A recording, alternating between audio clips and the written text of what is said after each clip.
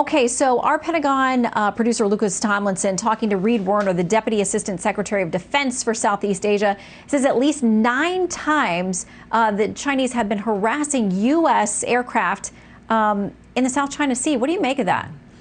It's probably mostly due to the fact that I think the world is kind of focusing on China, asking them for some disclosure of how this whole thing happened. I know that the U.S. has put the pressure on China to come clean, and I think the Europeans and others are doing the same thing. I think it's created an irritability when you are generally, I think, doing something, hiding something. Maybe this is kind of a distraction, a diversion.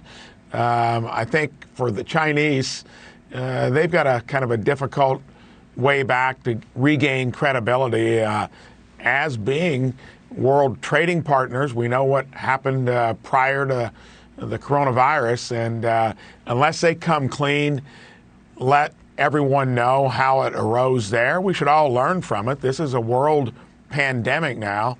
It started there.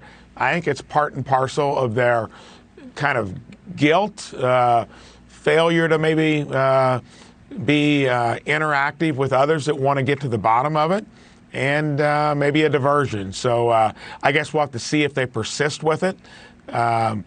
Doesn't surprise me with the Chinese, because there's always seemingly some type of ulterior motive.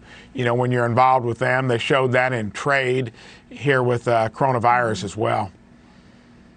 I want to ask you about the luncheon that you all had, the Senate GOP, with the president today. The Hill has this headline: Trump tries to soothe anxious GOP senators. Want to read their description and see if it matches up with the meeting you had today. President Trump, at a lunch meeting with Senate Republicans on Tuesday, attempted to quell mounting GOP anxieties over his prospects for re-election and the future of their majority, which have been thrown into doubt by the coronavirus pandemic and soaring unemployment. How would you characterize the lunch today, Senator? You know, I wouldn't characterize it like that. I think it was a good conversation.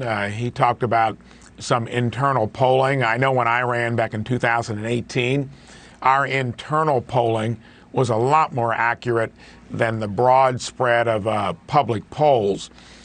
Coronavirus and all the national anxiety that's come along with it, you're going to be the focal point of it.